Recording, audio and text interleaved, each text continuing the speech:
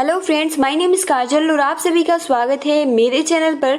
और आज के इस वीडियो में हम डिस्कस करेंगे यूपीडीएलएड फर्स्ट सेमेस्टर सब्जेक्ट बाल विकास। ठीक है, आपका फर्स्ट पेपर होता है जो 50 नंबर का होता है, जिसमें से आपको 25 नंबर लाना बहुत ही अनिवार्य होता है। और इस क्लास की जो टाइमिंग होती है वो मंडे, ट्यूसडे और वेडनेसडे को, यानी सोमवार, मंगलवार, बुधवार 3 दिन बाल विकास की क्लास चलती है। ठीक है, और टाइमिंग सुबह के 11 बजे होती है। ठीक है, और हम बिल्कुल शुरुआत से डिस्कस कर रहे हैं, जिसमें हमने जो टॉपिक डिस्कस किया है बाल विकास का अर्थ, आवश्यकता तथा क्षेत्र। सेकंड टॉपिक की बाल विकास की अवस्थाएं क्या है। थर्ड की शारीरिक विकास क्या है।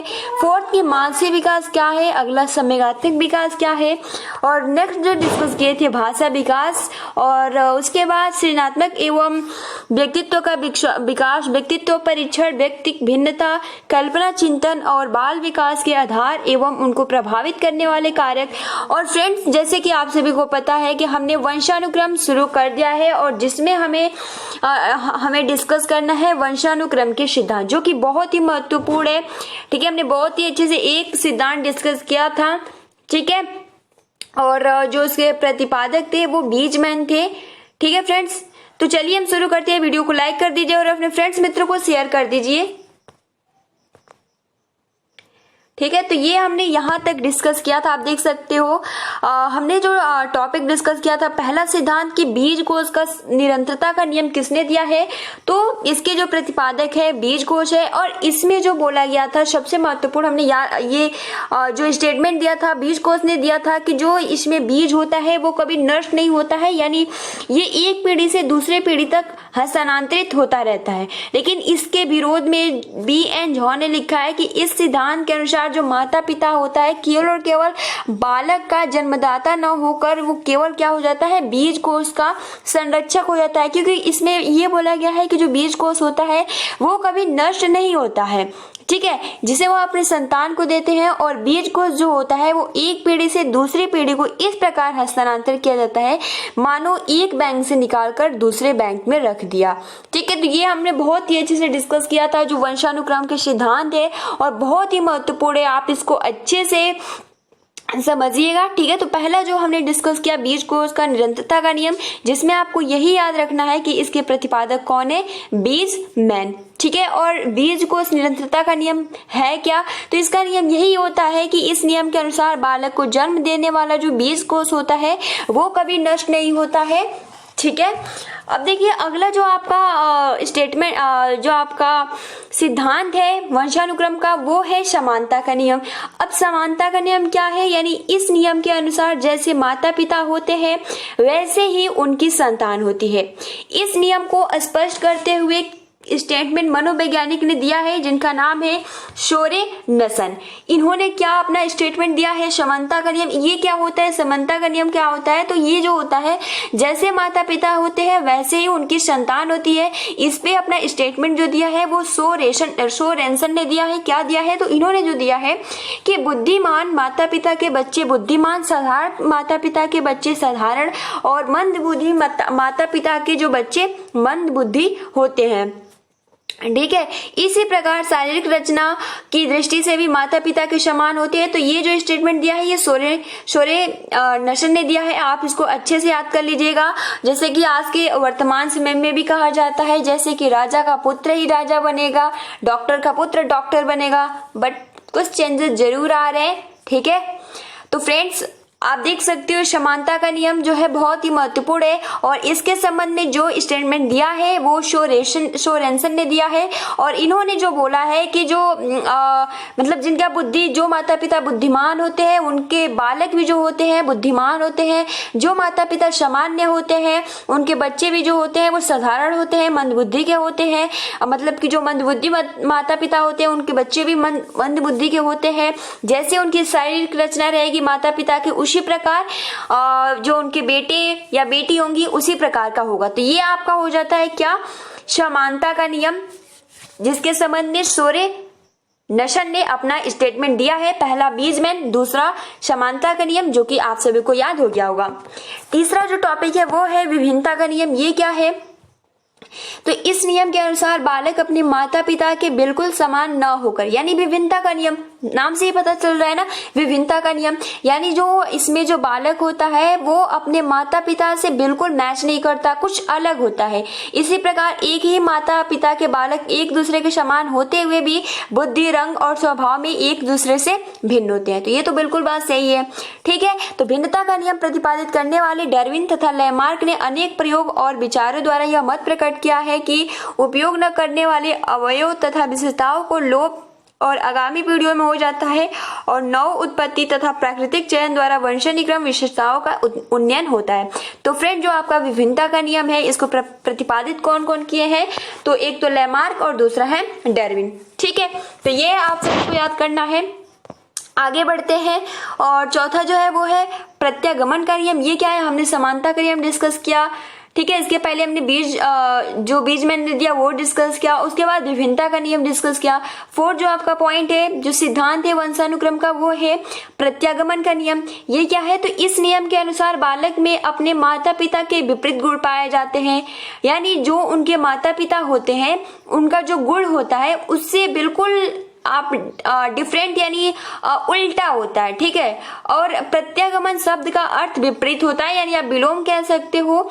जब बालक माता पिता से विपरीत विशेषताओं वाले विकसित होते हैं तो यह प्रत्यागमन का सिद्धांत लागू होता है। जैसे मंद बुद्धि माता पिता की संतान जो होगा वो क्या हो जाएगा?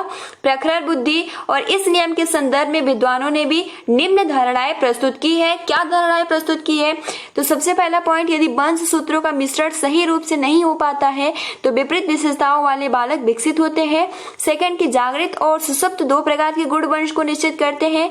विपरीत विशेषताएं सुसुप्त गुणों का परिणाम होती है। तो फ्रेंड्स, आपने देखा भी होगा जिसके मतलब कि ऐसे बहुत सारे मैक्सिमम स्टूडेंट्स या बालक होते हैं जिनके माता पिता मतलब मंद बुद्धि के होते हैं, लेकिन जो उनके बालक या बालिकाएं जो होती है वो बहुत ही प्रखर यानी तेज बुद्धि के होते हैं, ठीक है। तो ये आपका फोर्थ जो हो गया वो हो जाएगा प्रत्यागमन, यानी उनके गुण से बिल्कुल विपरीत, अपने माता पिता के गुण से विपरीत पाया जाता है बच्चों में गुण, ठीक है। तो ये हो गया प्रत्यागमन का नियम।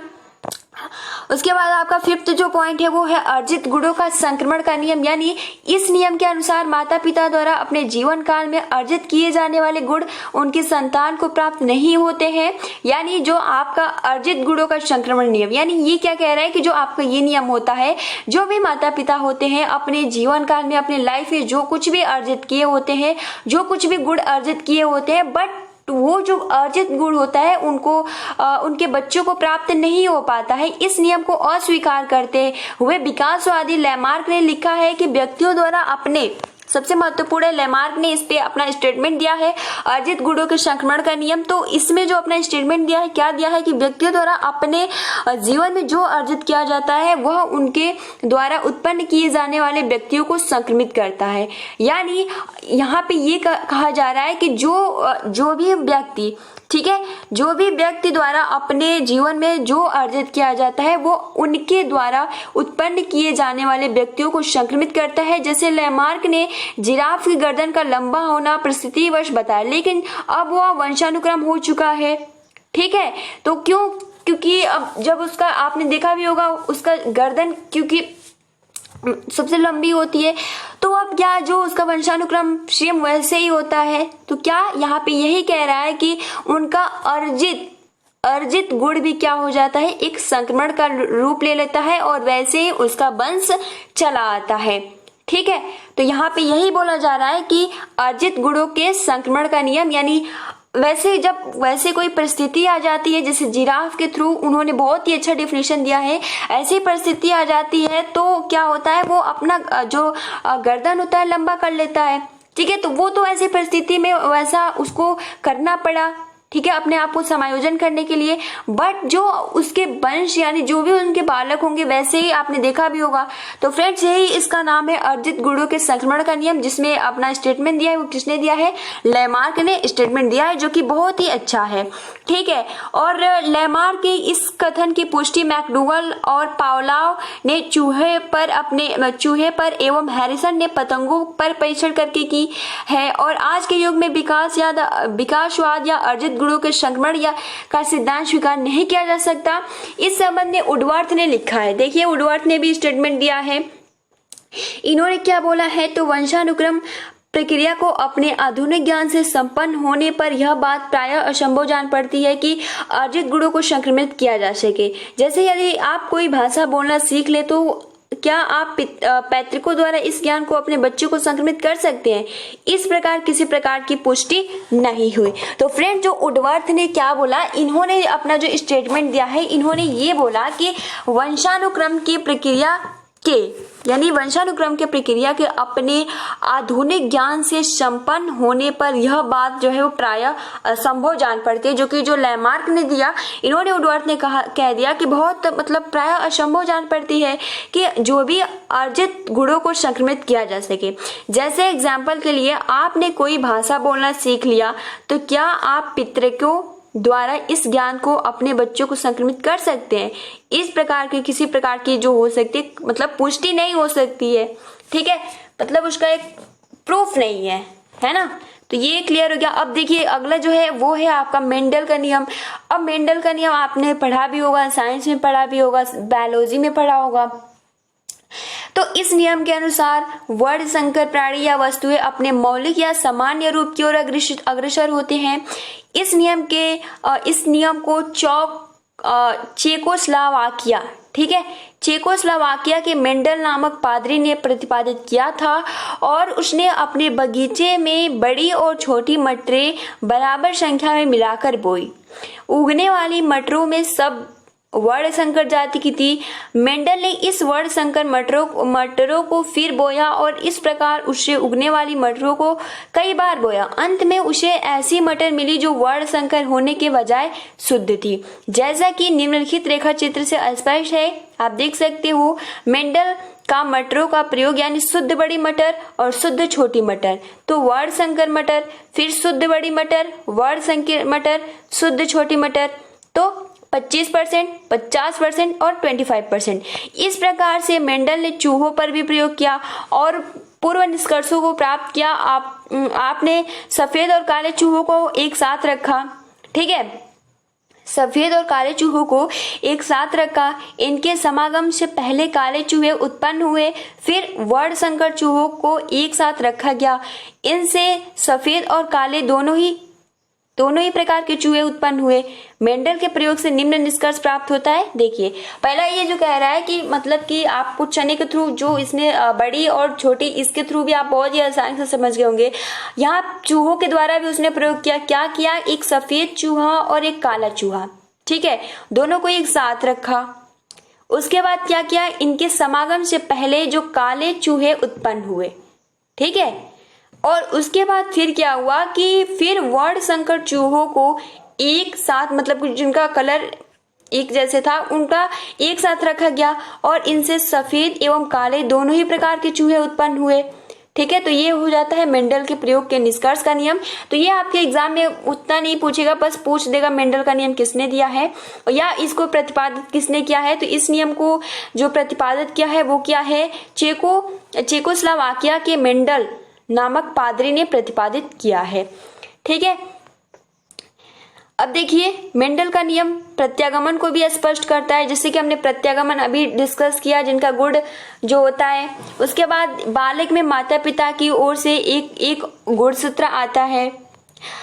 गुणसूत्र की अभिव्यक्ति संयोग पर निर्भर करता है। एक ही प्रकार के गुणसूत्र अपने ही प्रकार की अभिव्यक्ति करते हैं। जागृत गुणसूत्र अभिव्यक्ति करता है, सुषुप्त नहीं। कालांतर में यह अनुपात 1:2, 2:4, 1:2 और 1:2 हो जाता है। अब देखिए इसमें यही वंशानुक्रम के सिद्धांत थे जो कि आपको याद कर लेने हैं। ठीक है, पहला जो हमने डिस्कस किया था, पहला जो था वो आपका था जैसे कि हमने पितृक डिस्कस किया था बहुत ही अच्छे से। पितृक जैसे कि आप सभी को पता है, जैसे हम जिन भी कहते हैं, ठीक है, जिन्स भी कह सकते हो। तो यहाँ पे क्या रहा है कि वंशानुक्रम के सिद्धांत जो कि हमने बहुत ही अच्छे से डिस्कस किया, जिसमें सबसे पहले हमारा जो था वो था बीज कोश की निरंतरता का नियम। मैं शॉर्टली सभी के बारे में आप सभी को बता दूं ताकि आपकी एग्जाम में अगर पूछा जाए तो आप बहुत ही आसानी से लिख सकते हो। सबसे पहले तो सिद्धांत के आप बारे में जानेंगे कि सिद्धांत कितने हैं, कौन कौन से हैं, तो 6 पॉइंट है, जिसमें सबसे पहला है बीजकोश की निरंतरता का नियम। ठीक है, उसके बाद जो आपका है वो है समानता का नियम। नेक्स्ट जो है वो है विभिन्नता का नियम। थर्ड जो है वो है प्रत्यागमन का नियम। फोर्थ जो है वो है अर्जित गुणों के संक्रमण का नियम। और उसके बाद जो सिक्स था वो था मेंडल का नियम। तो ये बस 6 हैं। अब देखिए, आप हमने जो पहला देखा बीजकोश की निरंतरता का नियम, जिसका प्रतिपादित जो किया है वो बीजमैन ने किया है। और इसमें जो इस नियम के अनुसार जो बालक को जन्म देने वाला जो बीजकोश होता है वो कभी नष्ट नहीं होता है। क्लियर? अगर आपके एग्जाम में पूछा जाए बीजकोश की निरंतरता का नियम के बारे में बताइए, तो आप सबसे पहला पॉइंट लिखेंगे कि यह वंशानुक्रम का एक सिद्धांत है। ठीक है, जिसका मतलब प्रतिपादन किसने किया है, तो बीजमैन ने किया है। और इसका तात्पर्य जो होता है, इस नियम के अनुसार जो बालक को जन्म देने वाला बीजकोश होता है वो कभी नष्ट नहीं होता है। या फिर आप कह सकते हो बीजमैन ने कथन दिया है कि बीजकोश का कार्य केवल उत्पादक कोशों का निर्माण करना है। जो बीजकोश बालक को अपने माता पिता से मिलता है और वह जो बालक होता है वो अगली पीढ़ी में हस्तांतरित, ऐसा क्रम चलता रहता है। सेकंड जो हमने डिस्कस किया समानता का नियम। ठीक है, समानता का नियम यानी जो माता पिता होते हैं वैसे ही उनके बालक भी होते हैं। तो ये भी हमने डिस्कस किया बहुत ही अच्छे से। उसके बाद जो हमने डिस्कस किया और इस पे असमानता का नियम पे जो अपना स्टेटमेंट दिया था वो दिया था शोरेंसन ने। थर्ड जो हमने पॉइंट डिस्कस किया वो डिस्कस किया विभिन्नता का नियम, यानी जो आपके बालक होते हैं वो माता पिता से मैच नहीं करते हैं। ठीक है, कुछ अलग होते हैं। इसके संबंध में डार्विन और लेमार्क ने इसको प्रतिपादित किया है।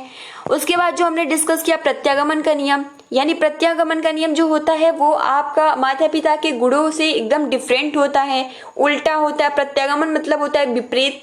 ठीक है, तो अभी हमने मेंडल का नियम डिस्कस किया था, तो ये इसी पे आधारित है। ठीक है, अगर आप इसको समझ लेते हैं तो मेंडल का नियम भी आसानी से समझ लेंगे।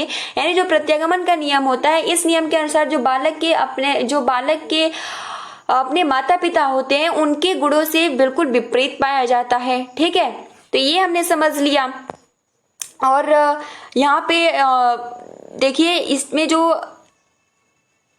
महत्वपूर्ण बात रखना है, ठीक है, इसमें देखिए 2 पॉइंट दिया है, यानी वंश सूत्रों का मिश्रण सही रूप से नहीं हो पाता है तो विपरीत विशेषताओं वाले बालक विकसित होते हैं।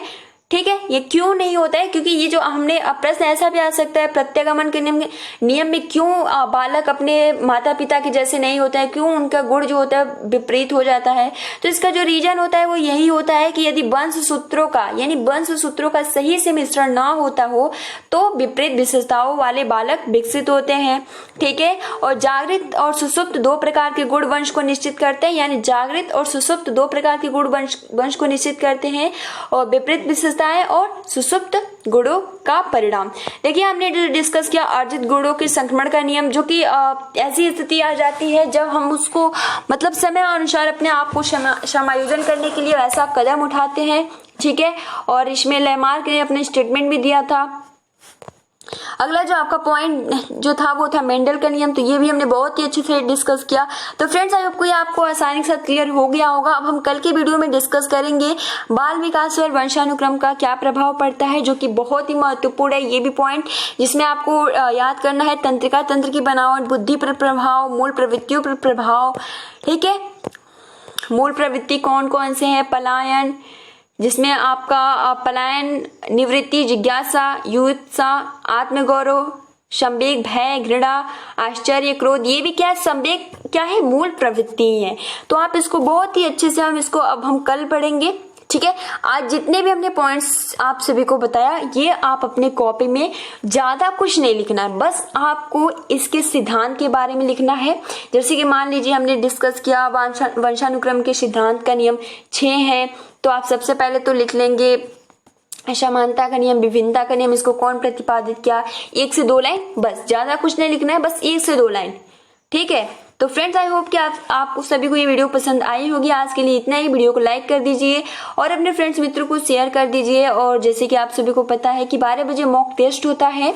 ठीक है, तो आज का जो मॉक टेस्ट रहेगा मैं आप सभी को सब्जेक्ट भी बता दूं, ताकि आप अपना जो प्रिपरेशन है बहुत ही अच्छे ढंग से कीजिएगा। देखिए, आज का जो हमारा मॉक टेस्ट रहेगा वो शिक्षण अधिगम रहेगा। ठीक है, और वैसे 5 बजे आप सभी को मॉडल पेपर हर एक सब्जेक्ट का मिलता है और 10 बजे भी मॉक टेस्ट ही होता है।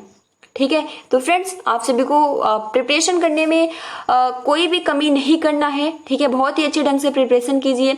मिलते हैं अगली वीडियो में। Thanks for watching, take care and best of luck.